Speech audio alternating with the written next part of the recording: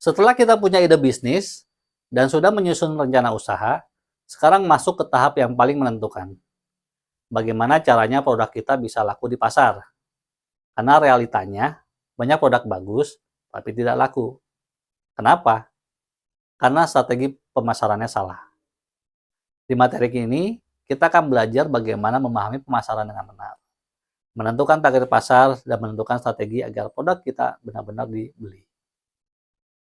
Bagian pertama, marketing versus selling.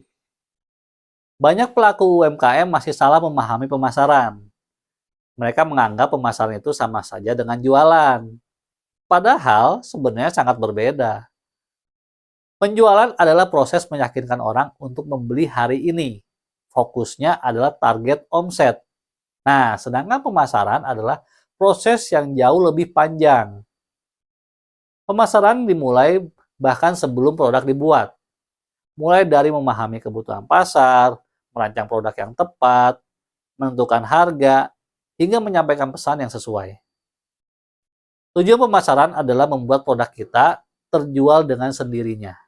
Jadi, kalau kita masih harus memaksa orang beli, berarti ada yang salah di strategi marketing kita.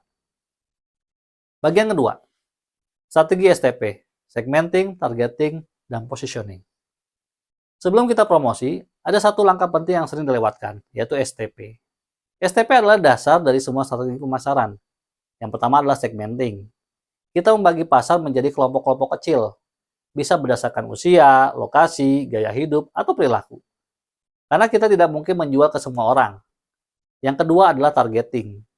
Dari semua segmen tadi, kita pilih satu yang paling potensial, yang punya daya beli cukup besar dan bisa kita jangkau. Dan yang ketiga adalah positioning. Ini yang paling penting. Positioning adalah bagaimana kita ingin dikenal di benak konsumen. Misalnya, apakah kita ingin dikenal sebagai yang paling murah, paling premium, atau paling unik? Nah, kalau positioning kita tidak jelas, konsumen juga akan bingung dan akhirnya tidak memilih kita.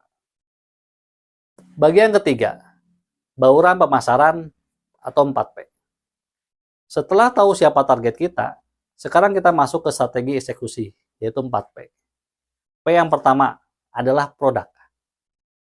Produk bukan hanya barang, tapi juga nilai yang dirasakan pelanggan. Ada 3 lapisan. Core product, yaitu manfaat utama, actual product, yaitu bentuk fisiknya, dan augmented product, yaitu layanan tambahan seperti garansi atau bonus. Lalu P yang kedua adalah price. Harga adalah satu-satunya bagian yang menghasilkan uang. Banyak UMKM salah karena hanya menghitung dari modal. Padahal, harga seharusnya ditentukan dari nilai yang dirasakan pelanggan. Contohnya, kopi yang sama bisa dijual berbeda harga, tergantung tempat dan pengalaman yang diberikan. Lalu P yang ketiga adalah place. Di mana produk kita dijual?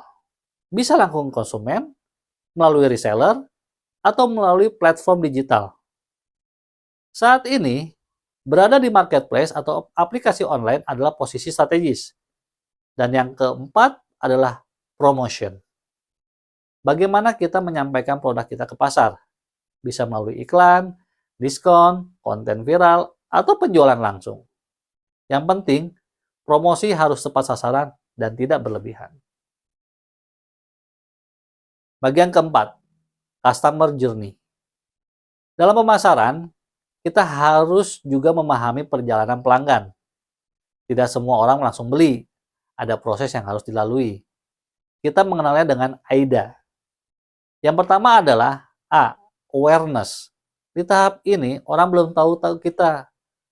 Tugas kita adalah menarik perhatian. Lalu yang kedua adalah I, interest. Orang mulai tertarik, tapi belum yakin. Nah, di sini kita harus memberikan edukasi. Lalu, yang ketiga, D atau desire. Orang sudah ingin membeli, tapi masih ragu. Di sini kita harus memberikan bukti, seperti testimoni atau review. Lalu yang terakhir, A adalah action. Kita mendorong mereka untuk membeli sekarang, dengan call to action yang jelas dan penawaran yang menarik. Kalau kita salah di salah satu tahap saja, maka penjualan bisa gagal. Bagian kelima, studi kasus. Sekarang kita lihat contoh nyata di modul ini. Ada seorang pelaku UMKM, katakanlah Bu Broto, yang menjual sambal roa. Awalnya ia menjual di pasar tradisional, tapi tidak laku. Kenapa? Karena target pasarnya salah. Ia menjual ke orang yang sebenarnya sudah bisa membuat sambal sendiri. Akhirnya, strateginya dirubah. Targetnya diganti menjadi orang perantau yang rindu makanan kampung halaman. Positioningnya diubah menjadi produk premium dengan cerita emosional. Kemudian produknya dikemas ulang menjadi lebih eksklusif. Dijual secara online dan dipromosikan melalui influencer. Hasilnya, dalam beberapa bulan omsetnya meningkat. Dari sini kita belajar bahwa masalah bisnis seringkali bukan di produk, tapi di strategi pemasaran. Jadi, dalam pemasaran ada 3 hal penting yang harus kita ingat. Yang pertama, pahami bahwa marketing bukan sekedar jualan. Lalu yang kedua, tentukan target pasar dengan jelas melalui STP. Serta yang ketiga, gunakan strategi 4P serta AIDA untuk mengeksekusi pemasaran. Karena bisnis yang berhasil bukan hanya yang produknya bagus, tapi yang tahu cara menjualnya dengan benar. Semoga materi ini bisa membantu kamu dalam meningkatkan penjualan dan mengembangkan usaha. Terima kasih dan sampai jumpa di materi berikutnya.